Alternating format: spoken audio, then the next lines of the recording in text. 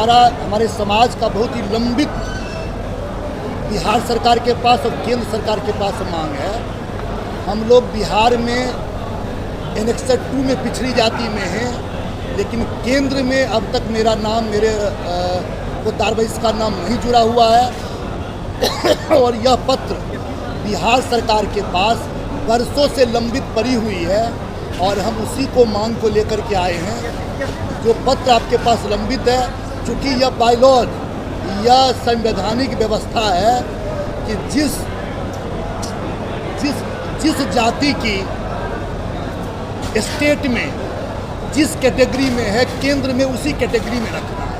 हम तो बिहार में हैं, लेकिन बिहार सरकार यहाँ से रिकमेंडेशन केंद्र को नहीं भेज रही है, जिसके चलते केंद्र में हम लोग को वो फ़ायदा नहीं मिल रहा है। हम केंद्र में ना तो अग्री में हैं ना पिछड़ी, और इसी के लिए ये चूँकि मेरा संवैधानिक अधिकार है, इसके लिए पूरे बिहार से, तमाम ज़िले से आज हमारे समाज के लोग आए हुए हैं कि हमारा जो संवैधानिक अधिकार है वो हमको दिया जाए।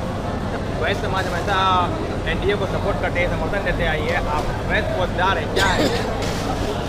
जी, वैश्य समाज हमेशा एनडीए को समर्थन देते आई है, कई सारी बातें हुई हैं। आप वैश्य पोद्दार है, क्या ये? वैश्य पोद्दार क्या है? वैश्य अलग है, पोद्दार अलग है। नहीं, वैश्य पोद्दार एक जाति है। जैसे हमारी वैश्य में जो बनिया जाति होती है वो 56 उपजातियों में बटा हुआ है। वो शुरू से ऐसी साजिश चली कि हमारे समाज को अलग अलग भागों में बांट के 56 जातियों में बांट दिया गया। तो बहुत सारे जातियां जो हैं ओबीसी में है केंद्र में, लेकिन उसमें वैश्य पोद्दार छुटा हुआ है। जबकि 243 में लगभग 250 सीट ऐसी है जिसमें हमारे समाज की संख्या इतनी है कि हम विधानसभा में एक संख्या के आधार पर एक प्रमुख भूमिका में है। चुनावी वर्ष भी है, क्या कुछ रहेगा? चुनावी वर्ष है, हर लोग को रहता है। सरकार भी चुनावी वर्ष में जिस समाज का हो या सरकार के लिए सभी लोग अपने होते हैं, तो वो चाहती है कि उनका जो जायज़ मांग है उसको माना जाए, और हम भी अपने जायज़ मांगों के साथ आए हैं।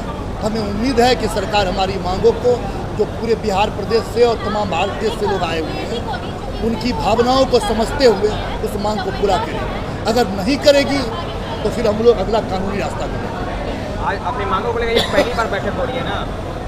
छोटे मोटे मांग लोग वर्षों से करते आए हैं।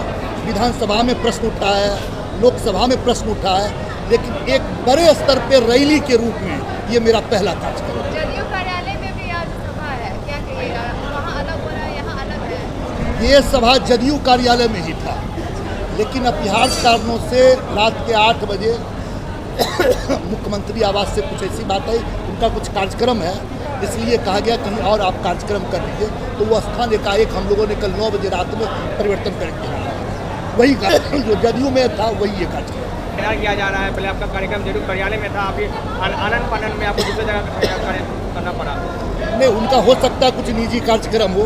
कोई भी कार्यक्रम करते हैं तो पहले 2 महीना पहले हमने कर्पूरी सभागार अलॉट कराया था। तमाम हमारे मंत्री जो देख रहे हैं उनसे हम अनुमति मिली थी। मुख्यमंत्री को भी हमने 1 महीना पहले माननीय मुख्यमंत्री को निमंत्रण दिया था। रात में आया कि ये कहीं आप और कार्यक्रम कर लीजिए। आप लोगों को ये दरकिनार करने की कोशिश तो नहीं है, साजिश तो नहीं है? सूचना आप लोगों ने 2 महीना पहले दिया था। ऐसी संभावना हो सकती है कि हमारे जो समाज के लोग हैं, हमारे जो जात के लोग हैं, स्वाभिमानी हैं, और वो फुटपाथ पर अन्न बेच कर करके रिक्शा चला के, ठेला चला के, लेकिन किसी की गुलामी में नहीं करते हैं।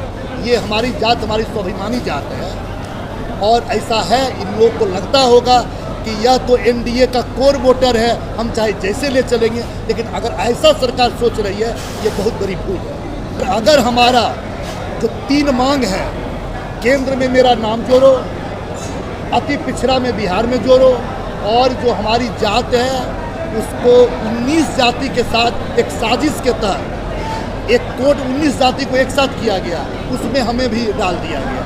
हमारा मांग है हमारे जात का कोड अलग करो, जिससे हमारी संख्या का एक्चुअल पता चले, और आपके संख्या के बल पर हमको भी अधिकार मिले, हमारी भी हिस्सेदारी।